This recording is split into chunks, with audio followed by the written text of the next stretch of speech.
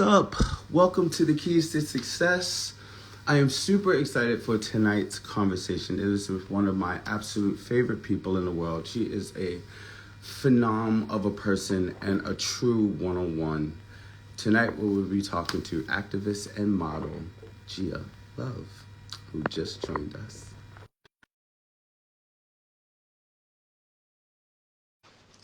I swear, how is everyone? How do I look? Let's get Gia. Ladies and gentlemen, Gia Love, What's goody? What's goody? the doll of dolls. Hello, Mm, sister. What's going on? You look glowy and loved. Yeah, Say I what's feel up to the good. host. Say what's up to the What's up, host. y'all? What's up?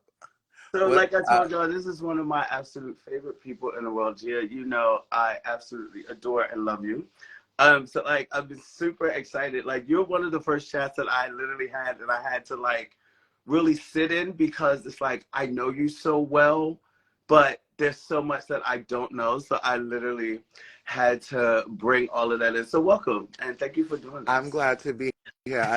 And as I said before, this is like an honor for me to be in company with such esteemed guests that you've had, like a lot of people that I've looked up to, Yeah, also a lot of people that I'm in community with that I don't know that much about. But I'm honored to be in conversation with you. You know how I feel about you, and I I mean, love you so stop. You much. had me blushing all early. So honestly, let's get to the combo. With all of my guests, the first and only question that I'm going to ask you is, how did we meet? Okay, so I think that us meeting was like an energy meeting, because I definitely knew you before I met you in the physical. Mm, We met on YouTube. We met on my end. I was like one of those kids who loved to watch Vogue clips, mm, and I came across you on YouTube. And you was definitely one of my favorite Vogue films. And the first time I remember meeting you in the physical is at Vogue Nights one night. And we chatted right after Vogue Nights in front of it. And I feel like we've had like these really intense moments ever since. So I'm yeah, glad to meet you. yeah. It's really been an honor to have met you. No, likewise. It's funny. I absolutely remember when you kind of came into my aura, and it was literally at the viewing of Kiki movie. Okay. And I had watched it, and of course, you know, throughout the scene, you see people around, but you know, it's just like we're from two different generations. So I was like, I would know who somebody is. But after that film, when we watched it, I was just completely obsessed with like your journey, how vulnerable you are. But the thing that touched me the most was when your mom came out on stage. Mhm. And I was just like, oh my gosh. It was just like, so then from there, I was like, I have to introduce myself to this person and like get to know you.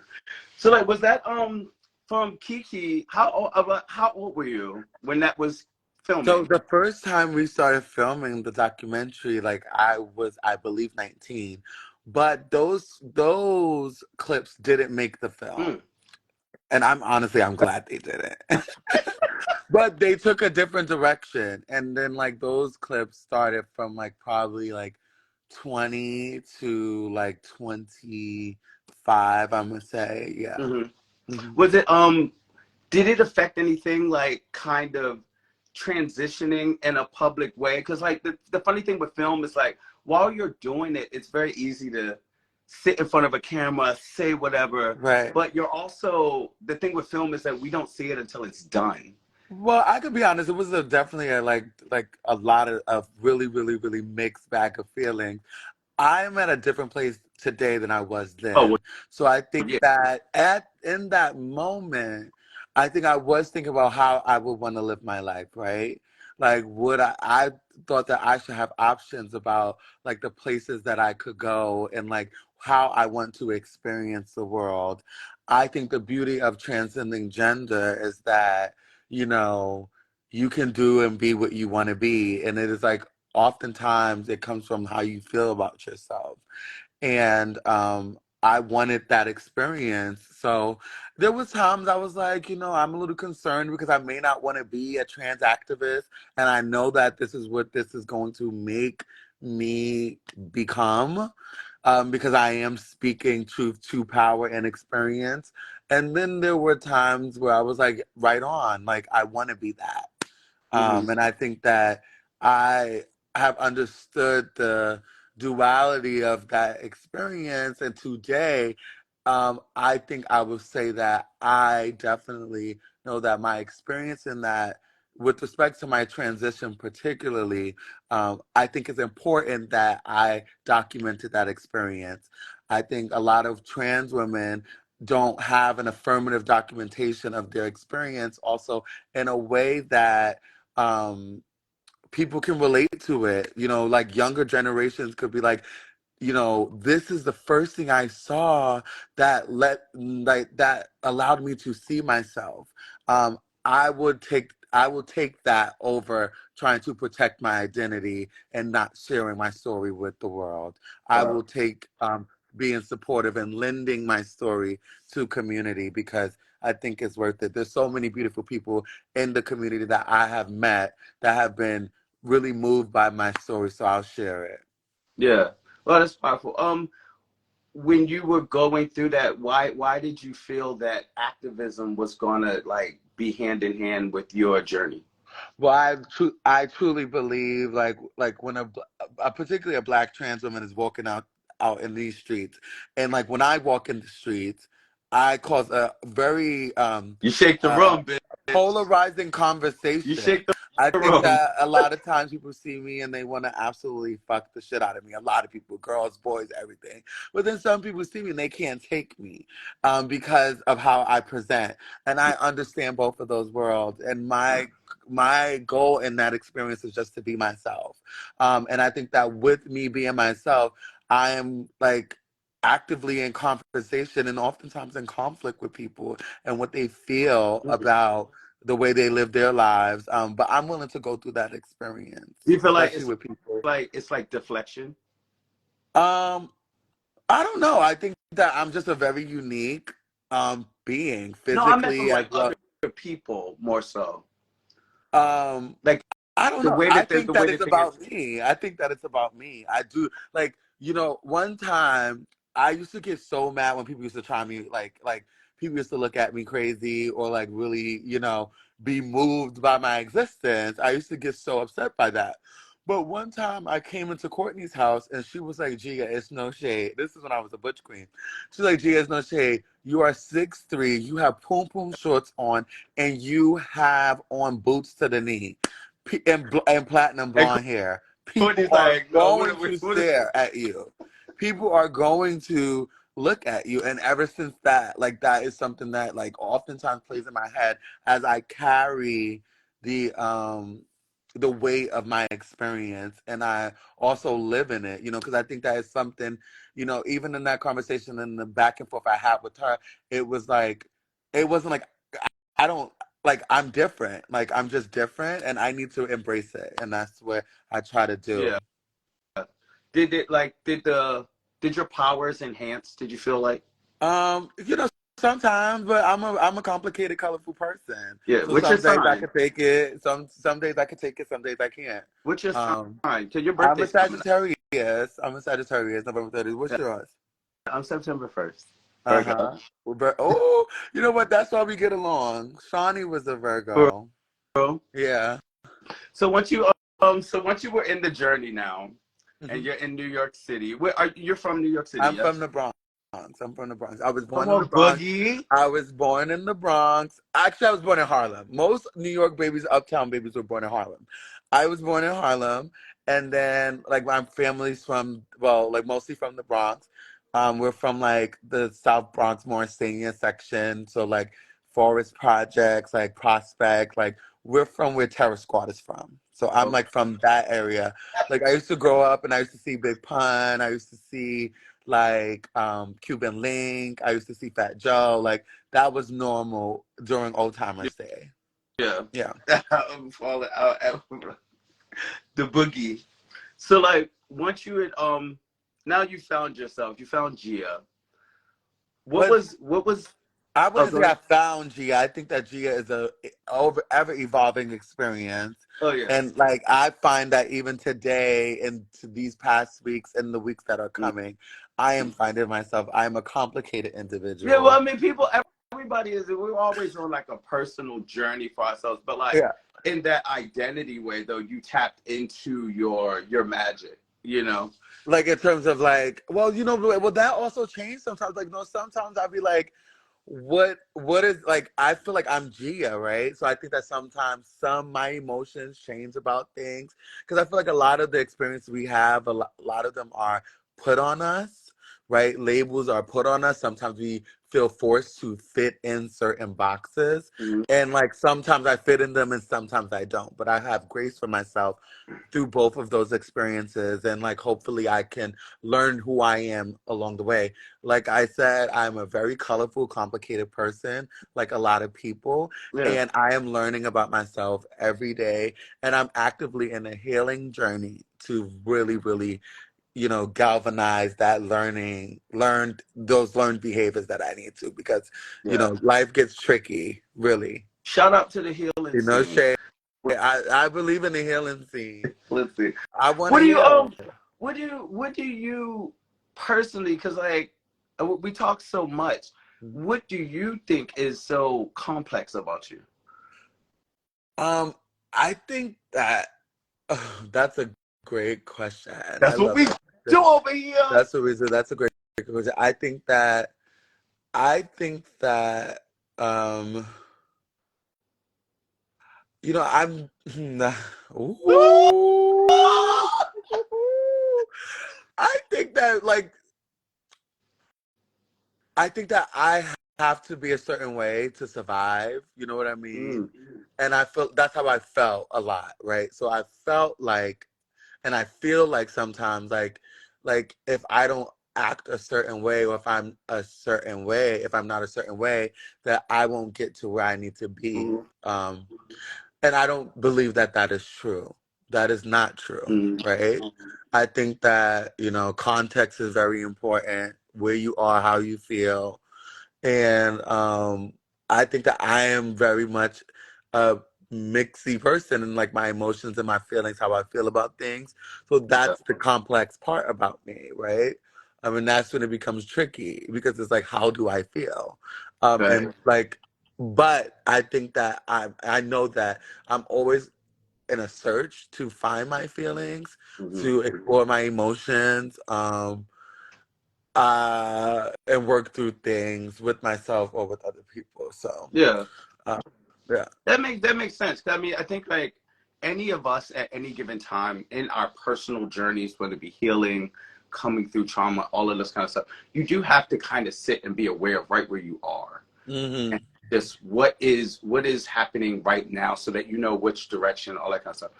But yeah, that's it. I mean, I didn't mean to shake you with the question, but No, no, no, no. That we was talked. that was no, because you got to dig deep, and Yeah, like sometimes you gotta. yeah. Sometimes I like the was trick. curious. No, but the tricky part about certain questions that you ask people is like, do I want to go there? You know what I Yeah, mean? Like, do I feel like I want to go there? But I keep saying I'm a complicated person, and I think I say that because I accept that about myself. Like, I'm also a person who's often in conflict. You know what I mean? And I think that that's not a bad thing, though. I don't think it's a bad thing necessarily. I think it's how you recover, hmm how you participate in it, and also after you deal with it, how do you move forward? yeah. Mhm. How did you what did you have to do to prepare to kind of go into activism? Because it's like, to me, I feel like activists are it's like a calling in a Yeah. way. Well, you know what? The thing is, I don't. All right. So I think that me, like, if people want to consider myself to be an activist, and I know that, like, I define myself as that because, like, that's what people would define me as, and like, I don't care. I'm an artist. Mhm. That's what I am. That's how I. That's what I am. I'm an artist. I'm a creator. I'm a creator of myself. I'm a creator. I'm a leader. I am a person who likes to create more than anything. And I think that, like I said, when my body is a um, is in direct conversation with the world and everyone I meet, like my physical presence and my being. Um, and within that conversation, I'm gonna have to figure out a lot of things, Did right? did that play a part, like as you were coming into yourself, as like through age and things of that nature? Did that play a part with like your surgeries and how you decided to like develop? Uh, no, I think that the things that I've done to change me are just things that I wanted to do. Yeah. I do feel better with doing them, but I think that's a part of the process.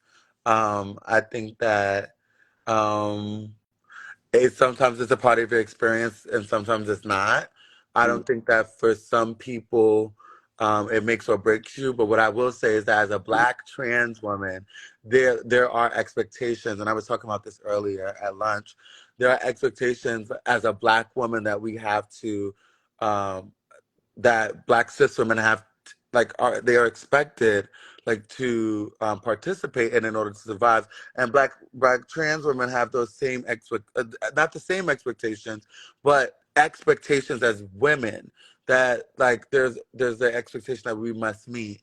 And I feel like sometimes, like, when it comes to gender particularly, and Black women, like if we're not a certain way, then we're exiled, we're ostracized, and our issues and like the things that we experience are not put to the forefront because people don't even care to listen to us or mm, to really take heed to the experiences that we have. yeah. Do you have a lot of when you're in the process of kind of showing up authentically, when you have conversations with outside people, how easy is the gender conversation with other people? Because like language is always evolving. Like I don't have those conversations with you people, don't, like yeah, generally. you don't. No, like those are not conversations, and I'm not willing to have those conversations with people. Mhm. Like, yeah, I feel like I'm in community with people who know and understand me. And like I don't really have interest in like being in a place where I'm going to experience something else than to just surround and wrap myself around like being like a activist or anything. Like I want to have a good time and enjoy myself. Yeah, But I do think that they come up, yeah. and That's what I mean. they come up. I feel like a lot of times as I even move through society, a lot of things are just naturally, they are what they are. We communicate on an energy level. But I've watched people kind of use these conversations to kind of play into their own ideas of things. It's like they want to kind of share, but they try to start a conversation in a way of like baiting you in. So I was just like, I was wondering like how you dealt with that. Right. Yeah, no. I literally um I think that I literally have seen myself in a way, and my goal is to like feel whole. And I Mm-hmm. don't think that it's like, I'm a very like, I'm a lot of things at once. So it's like I don't like to like just generally focus on, although the world will make me feel that one thing is more important than the other, but I want to make like experience balance in my experience, right? And I want to experience all the colors of my existence and my being at like at times, right? Mm-hmm. And I don't want my existence to be put in a box of like, oh, this is what it is and this is what it's gonna be. Yeah, yeah, and that's really fair. I think more so than not, if everybody looked at things in that way, I don't think we would have a lot of the nuanced Right, conversations that we have. right, It's just like people look for those conversations, but it's like I said, it's always a way to kind of share their indifferences and things of right, that nature. right. And so you come from Baltimore, Yeah. right? Yeah. Did you grow up there? Mm-hmm. I And grew up in Baltimore. yeah, like how has Baltimore have because like we talked about I met you through like Mm-hmm. balls, like I saw you on. How has Baltimore like been impactful, and your experience in Baltimore been impactful to your performance and how you perform not only on the ballroom floor but in the world? Uh, Because Baltimore is a fucking fabulous place, it's I a must say. it's a dope place. I would say Baltimore is like a goldfish bowl. Uh-huh. And it's like I felt like I was born a tropical fish in a goldfish bowl. In this way of looking around, it's like everybody kind of is similar. Everybody's in this kind of hamster wheel way of living. Most people just are going to work and, you get a good job working for the government. You do all that kind of stuff. I never felt seen in that way until like Mm. I started going downtown. And when I met Sandy Dior, she is like one of the first people that I met. She was my gay mother. I love And Sandy. yeah, everybody loved Rest in her. peace, Like if you was on the Sandy girl, she was good. Auntie. But when I saw Sandy, it's interesting because it's like it takes me back to watching you on Kiki. When I first met Sandy, Sandy wanted me to transition. Right. She was like, "Are you gonna be my daughter? I give you a motion." I'm like, "Girl, no! Like what? You know what I mean?" But she saw something in me that now, as I've gotten older, I kind of identify with the fluidity of like sexuality and like my own masculine, feminine kind of duality. Yeah, and Um, gender, and yeah, gender. Right. and it's like as I grew up, I knew that in order to see the world, I had to get out of just Baltimore. Mm. I had to be in larger places. I had to find people with colorful fins. And as I started going around, it's just like a tropical fish bowl in a goldfish bowl is kind of like, who the fuck is that? But then you come to like a place like New York or DC or these bigger cities and you become a tropical fish in a tropical Right. sea. And I Right. think that once I started seeing people like me, I kind of developed and got into my own. But Baltimore, more so than anything, always humbles me. Like I just went back and it was like, it makes me stop. It makes me sit down. It makes me wrap up in the bed. You know what I mean? It kind of puts me in the, gets me off of the ha ha ha ha ha of like New York and Yeah, stuff. but how did your experience like growing up in Baltimore affect like the way you perform like on the ballroom floor and like in because let me tell you something. Some of my favorite people from ballroom come from Really? Baltimore. Ballroom has a very yes, Baltimore has a very unique, even though it's a Yeah. very small place. I think that some of the most fabulous people have come from Baltimore. Yeah. Um, like and like I love Baltimore, but I'm not from Baltimore. Yeah. Every time I go to Baltimore, I have an amazing time. I love the people there. I Yeah. think so. It's just like that's why I asked that I question wonder like how it affected my Vogue in a way. because it's Benji. I don't think it. I don't think it's Baltimore Your though. I Baltimore, don't think. your Vogue is not Baltimore. No, it's more like it's more so the trans girls from Got Baltimore. it. But So did like, okay? Got it. So it's giving realness. yeah, it's a real. Let's go. It's That's it. giving. No, Like, I know. yeah. It's So it's giving like the realness. Baltimore girls have a daytimeness about them Yes, that is yes, just it's yes. a girl in the core, and it's like my Vogue always was about tapping into that chick. Like who is that girl? How does she wear her hair? Like even when I do Vogue classes, I talk about tapping into that character, and I think my character is based on girls like Sabrina Icon and Destiny Ebony and Tiffany and all of these girls that were just like realness girls, bodied out, pretty, daytime, bubble coat, mini skirt, you know what I mean? And it's like my Vogue always goes back to that mixed with just the natural culture of Vogue. Right. But see, I see. You understand what I'm saying? Those things really influence you. You know what I mean? I Yeah. think I I'm a remember realness like girl. I don't right, know what right. to say. But I always say this. I say like the way like it's about survival. You know what I mean? And like Yeah. what it takes to like really thrive in your environment. Yeah.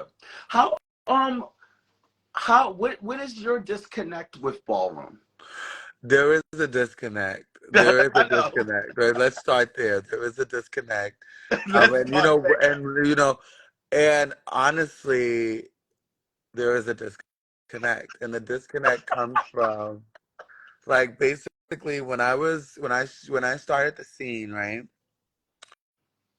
I started the scene like around like I was in the Kiki scene, of course, whatever. But when I started to like become of age or of like performance level where like I would want to participate in like the mainstream ballroom scene, um, I tried to join a house, and like basically when What I house? went, What house? the House of Garcon, and when Got a I ball went, coming up. and when I went to their meeting, like they basically like said to me that they would they wanted me to like walk the ball to see if I could join the house. But I felt like like Genovia was in the house, Twiggy was in the house, Father Mike was in the house. I was like, that's my family, and I was like, um I'm not gonna do that. Like, I'm just not gonna do that. I'm not that girl. Mm, Like, I'm fabulous. Like, and I may not be fabulous to y'all now, but like I am fabulous. Like, like I'm growing, I'm fabulous. Anyway, so I didn't do that and I maintained my integrity. And then Jack asked me to be a miss. No, no, no. Then I became an Evisu. I became an Avisu, Evisu. and that was a great experience. Like it was a great affirming ballroom experience. Um, yeah, like Kenny was fabulous, Jalen was fabulous, Deshaun was fabulous. It was like Violet was in the house with me, Remy, Ranisha, rest in peace. It was like all of that, and it was like a really, really good experience. So it was good to have that experience after kind of feeling like a little let down in a way because I really By the want Garcons. yeah, I really wanted to be in that house because at that time, I think I was in a very different place in my life, and I was definitely a person who like wanted to be around a certain crowd, if you Mm, will. And mm, like a lot of the people I looked up to were in that space. So when they didn't reject me, but when they put that stipulation on me getting in the house was to walk in the ball, I just decided that I would not want to be in a house like that because I look for family in a house, right? mm. And like I think that there's space for everyone in the family. So like and I'm fab, so it's like, and a lot of people are fab and they know it, and it's like I think that people should just go where they're accepted. And I don't think I would have been able to make a space for myself in a place that would try to make me audition kind of thing in that way to be in their house. But then I became a Mizrahi after I left Evisu, and then like I loved being a Mizrahi. I loved like it was just mixy. It was like we was outside, Mizza, New York, Mizza, like at that time, like Gucci, like same like similar experience. It's like New York social, so it was like young coming up, great disconnect, all of those experiences and like where I'm at, right? Um, I don't like the fact that the like I'm a sports person and I'm like very competitive and I really work on my craft. And I don't like the politics in ballroom. I don't like some of the you know, uh the I think there's been experience of like anti-blackness, anti-fatness, how people characterize certain beauties or beauty standards in ballroom rather. And I'm always about making my own space. So I do have a place in ballroom, even though there is a disconnect, I've learned. And my place is just showing up, using my voice and showing up. And I hope that through my multiple experiences and the totality of my experience, I always think that the ballroom community has been very important to who I am. And like even that experience of getting turned kind of like not joining the house that I really so wanted to join, it taught me again that I will find a way and I will find family and I will be okay. So it ended up working out. And like now, like, I was in a lore. I am Oh in a lore. Lord. I am in a lore. Ricky is like, "Gee," but I don't want to walk balls, right? And, and Yeah. and when I want to walk balls, like I do walk, but I walk when I want to walk. I need to walk on my time. There's no shade. The mind be going and experience be going, life be going, and I really think that if I could give any message to like the scene is like we're being more, the scene is being, I'm noticing from my spectatorship that the scene is really changing and evolving in a lot of ways with time. And well, one thing I will say is that like the gay men that are at the helm of the scene, they really need to know their role, right? And understand the value of a lot of the women in the room and the voice of the women in the room. And I do think that trans women, I loved when I went to House Size Matter and Justine Tishi was like the first trans woman leader of the Atlanta Ballroom Alliance, and she was speaking for the Atlanta ballroom scene on a national level, and creating change within her community locally. And I think that oftentimes in ballroom, like the house mothers would really take care of the kids and of the house, but like I feel like that respect of their voice and them to be able to speak for and be at the really in the front facing of the house is like you should look good and not be heard kind of like experience. So, and I like to talk a lot and I like to say what I have to say, so there'd be a lot of disconnects, but I always pull it back together because Gia is going to be Gia. Yeah. So I'll Even make a space. when like even when you came to the house and it was like to me it was a no-brainer. I was just like cuz like Allure now is expanded. We're a very boutique one of one type establishment. But I tell everybody, I would tell Al, and I was like, Gia will walk when she wants to walk and she'll show up when she wants to show up. I was just like, to me, it's like whatever you do, show up. You know, you rep. So that was always one thing. Like the root of ballroom, like listening to the way you just described, like the disconnects. The root of ballroom was always centered around the sense of showing the world we can too in that way, Right. you know. And it was based in a lot of whiteness. So as it's now evolved, do you, from the outside looking in, because I think you have a probably better perspective because you're not in the politics of it all, Right. does ballroom actually have a chance to change, or will I do you think think will it lose I part think of what like it's about? no, but like like I love the change and the evolution because like a lot of like I spoke to this like with the Gosan situation. I think a lot of it had to do with my gender presentation because we were at a different time and like I was like figuring it out. But I think that they have evolved so much. Like Mermaid and Milan are like very esteemed members in the house that are non-binary and really a force in the community. And I think that the community has responded to the just the different conversations around race, around gender, around globalization. All those things are considered, and I've heard people have these conversations. So I think the ballroom community is doing a good job Yeah. at addressing like some of those things that have caused the disconnect. The thing is, I'm 32 now. I don't really like. I'm not gonna like start pumping out and being like, "You got to get me while I'm young" with that. You know what I mean? It's like no shade. It's kind of a similar like a question. I don't feel this way, but it's kind of a key. Like, I'm not legend, but all my peers are legend. You know what I mean? Because I didn't walk. Like, you know what I mean? So I wouldn't be legend, but like all my peers are legend. So I'm not battling those new girls. Like, it's giving that. You know what I mean? But Right. when I come out, I'll battle whoever I need to Yeah, you battle, know, and we can with you compete. kittens. It's literally given that. So that's why I just feel like I was going through a lot in my life, at different points. And I feel like I was able to like the community has grown. I have grown, and like I love what like everyone is doing. Yeah, that's what's up. What cause that's interesting. I've always known you that you were not a ballroom girl, Yeah, but but I so knew that you came but from that. Wait, but what I will say is, well, on the other end, I think that in the Kiki scene, there's been a lot more space for people to just be themselves historically, like with like the Kiki, and of course, the Kiki scene has those girls in the scene that are gatekeepers, that are like, really like a key to success.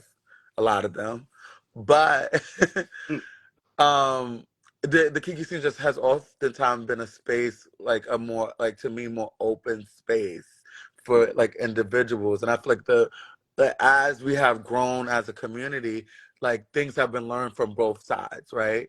You know what I mean? Like the Kiki scene, of course, took modeled itself after the um the mainstream ballroom scene, but I think the Kiki scene does a great job of being like innovative, really Yeah, engaging, and really, that's what I'm saying. Them young kids got the heart. Kiki, You know what I scene, mean? the And they Kiki wanna scene they wanna is be out there, like they wanna express themselves. When you get older and more bills start coming and career Yeah. starts to like really be in your face, like you start to have a conversation with your career, where you want to be, you want to get married, you need to buy, like all these like grown conversations. You like, some people are not having those conversations at 23. Yeah. Those some people are like literally figuring themselves out, at a really vulnerable level. Some people really need a space, and I think that for like a lot of queer people, youngins, like the Kiki scene is that, like for like some young people that are like 18, 20, it's that. So like they have the heart and the fire to really express themselves. My expression, I'm taking it to the dance floor, honey. Yeah. The Kiki scene Now, still has they have the spirit. Like they definitely hold the spirit in a ballroom. So right, it's like it's but take your frustration out somewhere. yeah. Like I said, I take mine to the dance floor. Right. Leave it on the Woo! dance floor. It's given leave it on the dance floor. When you're in your spaces where you have to show up as an activist and things of that nature, what is one of the most taxing things about that for you? Like Taxing. like what's The what fact that I have to show up that way, because I should never have to show up as an activist, because we should live in a world where people are able to have conversation, people could be educated, people show grace, people understand. So the fact that I have to show up as an activist, and the fact that people act like they don't know when they know, the gaslighting, that's what really frustrates me and is very taxing. The gaslighting that you get yeah. in those experiences. Like, I know what I'm experiencing, but no shade. Sometimes the girls be tweaking. I'm the girls. Because sometimes I do think that you're so used to your experience, right? And you have created, I have, not you, I have created a shell, like in a way, like armor, right? And then sometimes it's not giving that, but you like are always on that like defense mode because you're trying to like just figure it out. Mm-hmm. Um, so I do think that, you know, people just, proceed with caution, no shade, because you never Yeah. know where a bitch is at. It's a I feel like it's a constant journey. One of my main things with activism has always been language use. Uh-huh. I say that because language is always evolving. And as we've seen, like in our generation now, if you're in your 30s to your 40s, you definitely see the progression of language and when it comes down to gender identity, Uh-huh. sexual orientation, all that kind of stuff. The reason why I have a challenge with language is because I feel like if we're always talking to people with the language that we are now learning, are you connecting with people that don't know that language? I.e., like in an example, I'll listen to like Laverne Cox speak when she's talking about different situations and systematic issues and things of that nature. And I'm a fairly educated person, but even listening to her, I'm constantly going back to try to find out what a word means and things of that nature, la la la la Huh? la. But I'm always wondering, like, if we use more layman terms to kind of get our point across to people, do you think it would resonate, or is there even a chance to change people that are set in that way of thinking? Like, Well, I not think in a people are way gonna. to bring I yourself think. I down. think people are gonna communicate how they communicate. You know what I mean? And we're not all on the same level.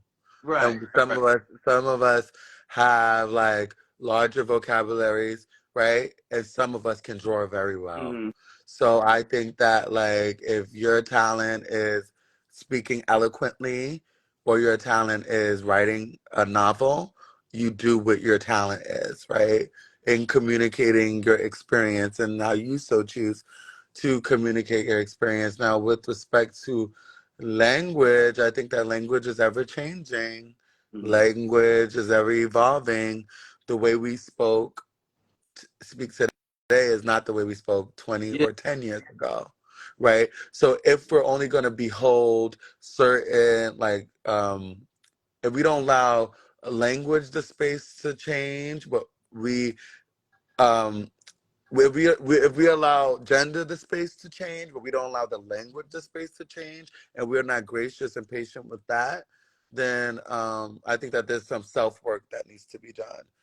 Yeah. Because like, let's just learn the language. Why we can't learn a language? They say you speak the language, you have to learn the language. You have to learn just like you have to learn if you want to learn French, learn the damn language. It's we have to exist together. Like, you know Yeah. what I mean? Learn the language. It's okay. Learn the I've been language.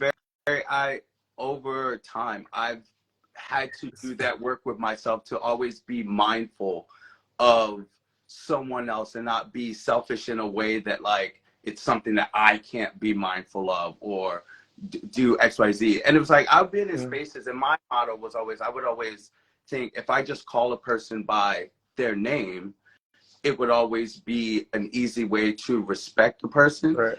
Like I'm fluent, I run in a lot of different mixes, but I'm not always in a space where I need to know how to correctly identify somebody because I'm always thinking in that of Yeah, but I third. feel like people should want to do that. Like, I want to talk. If I'm going to talk to someone, my goal is to speak to someone with the utmost Yeah, dignity, respect in my delivery. So if I'm misgendering someone, then I feel that like I am not communicating with that person in a healthy way because the thing is like they're not receiving it because they don't feel respected in that conversation. yeah, They're being abused literally in that conversation. So I will prioritize my learning experience and me wanting to make someone feel comfortable over my ignorance, my inability to change, my own personal yeah. shit.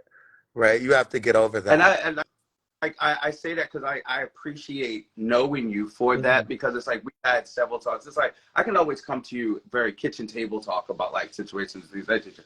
But it's like you've helped me in that way of definitely showing up and like you said, not abusing somebody for my own. And it's not like intentional abuse, but like you said, if you're not respecting that Well, conversation, it can be intentional, right, or it's like intentional abuse, and it's also I'm paying it.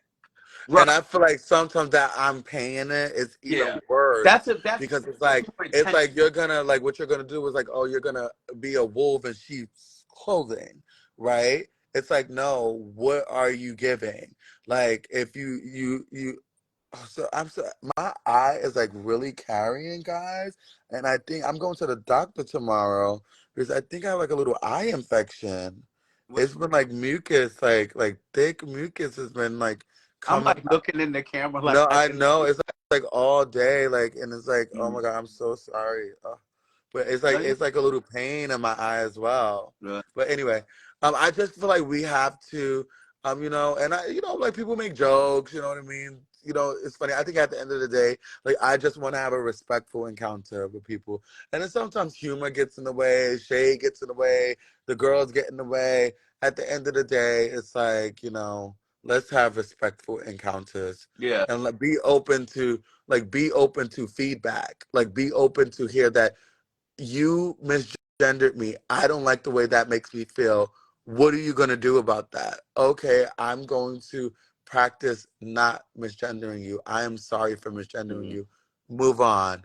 You know what I mean? And literally practice it because you could either pay it and then still right. misgender the person because you don't care how they And feel, I'm glad you said that or though. hold on, or you can practice to the wall or to your homegirl and you can like practice addressing someone in a respectful Yeah, way.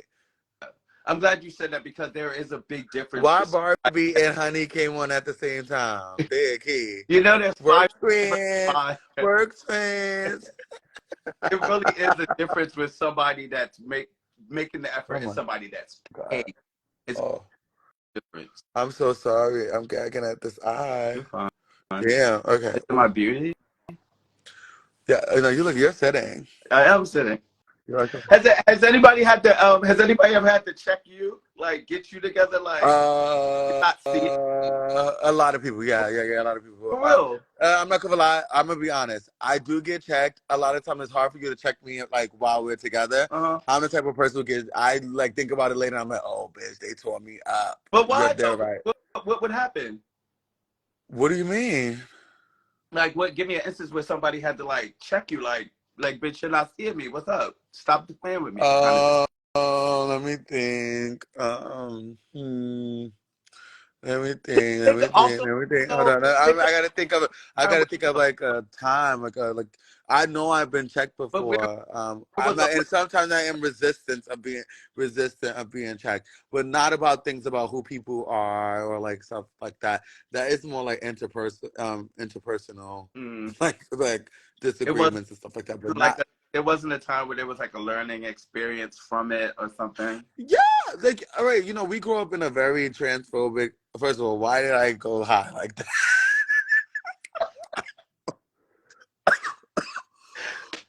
I You was thought like, yeah.